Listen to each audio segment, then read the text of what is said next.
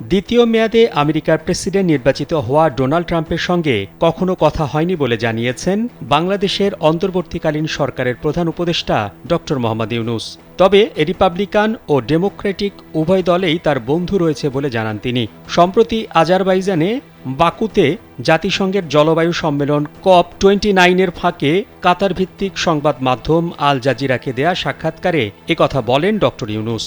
সাক্ষাৎকারে মার্কিন নির্বাচনের আগে বাংলাদেশে সংখ্যালঘুরা নির্যাতনের শিকার হচ্ছেন ট্রাম্পের করা ওই টুইট প্রসঙ্গে প্রধান উপদেষ্টা বলেন, বাংলাদেশের সংখ্যালঘুদের সঙ্গে যে আচরণ করার অভিযোগ তোলা হয়েছে এগুলোর বেশিরভাগই ছিল প্রোপাগান্ডা। এগুলো ভিত্তিহীন এবং দুর্ভাগ্যজনক। আর এসব অপপ্রচারের বেশিরভাগই হয়েছে ভারতে। সম্ভবত এই উত্তেজনা জিয়ে রাখতেই এটা করা হয়েছে, কিন্তু বাস্তবে এর কোনো অস্তিত্ব নেই। স্যান্ডেলিনা সো, রূপচর্চায় আভিজাত্য। এ সময় নতুন প্রেসিডেন্ট আসলে ঢাকা ওয়াশিংটন সম্পর্কে মোড় ঘুরে যাবে কিনা এমন প্রশ্নের জবাবে ড ইউনূস বলেন, এখানে নেতিবাচক তেমন কিছু নেই।